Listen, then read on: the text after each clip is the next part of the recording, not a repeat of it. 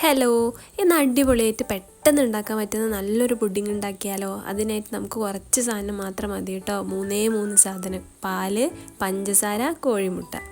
അപ്പോൾ നമുക്ക് 1.5 കപ്പ് പാല് അടുപ്പത്ത് വെച്ചിട്ട് നന്നായിട്ട് തിളപ്പിക്കാൻ വെക്കാം. അതേപോലെ മറ്റൊരു അടുപ്പിൽ 1/2 കപ്പ് പഞ്ചസാരയും വെക്കാം കേട്ടോ. പഞ്ചസാര നല്ലോണം മെൽറ്റ് ആവുന്ന വരെ ഇളക്കിക്കൊണ്ടിരിക്കുക. പാല് തിളയ്ക്കുന്ന വരെ അതും ഇളക്കിക്കൊണ്ടിരിക്കുക കേട്ടോ. ഒരു 5-10 മിനിറ്റ് കഴിയുമ്പോഴേക്ക് രണ്ടും ഒരേപോലെ സെറ്റായി വരുവേ.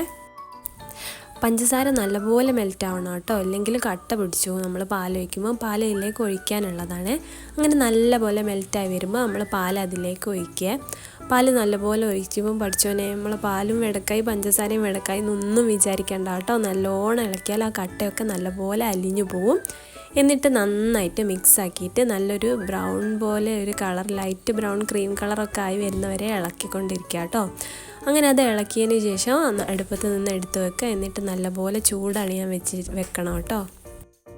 എന്നിട്ട് 2 മുട്ട എടുത്തിട്ട് നല്ലപോലെ അടിക്കുക കേട്ടോ. വാനില എസൻസ് ഒഴിക്കുക അതിൽ, പക്ഷേ എൻ്റെ അടുത്ത് ഇല്ലാത്തതുകൊണ്ട് ഞാൻ 2 ഏലക്ക കുത്തിയിട്ടുണ്ട്. അത് നല്ലപോലെ മിക്സ് ആയതിന് ശേഷം ചൂടാറിയ നമ്മൾ നേരത്തെ ഉണ്ടാക്കി വെച്ച പാലും പഞ്ചസാരയും കൂടി ഇതിലേക്ക് ഒഴിക്കുക കേട്ടോ. ചൂടാറാതെ ഒഴിച്ചാൽ ബുൾസൈ ആയി പോയി, അതുകൊണ്ട് നല്ലോണം ചൂടാറിയതിന് ശേഷം മാത്രം ഒഴിക്കുക. എന്നിട്ട് നല്ലപോലെ മിക്സ് ചെയ്യണേ. നല്ല മിക്സ് നന്നായി ഇല്ലെങ്കിൽ രണ്ടും മേലെയും താഴെയായിട്ട് നിൽക്കും. കോഴിമുട്ട മേലെ പൊന്തി കിടക്കും, മറ്റേ പഞ്ചസാരൻ്റെ മിക്സ് താഴെയായിട്ട് കിടക്കും.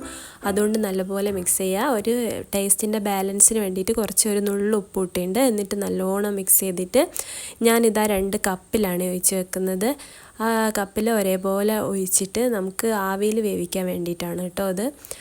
എന്നിട്ട് അതിൻ്റെ മുകളിൽ ഒരു പ്ലാസ്റ്റിക് കവർ കൊണ്ടോ അല്ലെങ്കിൽ എന്തെങ്കിലും അലുമിനിയം ഫോയിലോ എന്താ ഉള്ളത് വെച്ചാൽ അതുകൊണ്ടൊന്ന് മൂടണം. ഇത് വെള്ളത്തിൽ വെച്ചിട്ട് വേവിക്കുമ്പോൾ ആവിൻ്റെ വെള്ളം ഇതിലേക്ക് ഉറ്റാതിരിക്കാൻ വേണ്ടിയിട്ടാണ് കേട്ടോ. എന്നിട്ട് നോക്കുമ്പോൾ അടിപൊളി പുഡിങ് റെഡി ആയിട്ടുണ്ട്. ഒരു 25 മിനിറ്റ് കൊണ്ട് അത് റെഡി ആവും കേട്ടോ. ഞാൻ 2 ഗ്ലാസ് വെച്ചിട്ട് 1 ഗ്ലാസ് ടേസ്റ്റ് വെക്കാൻ എടുത്താൽ തീർന്നു പോയി.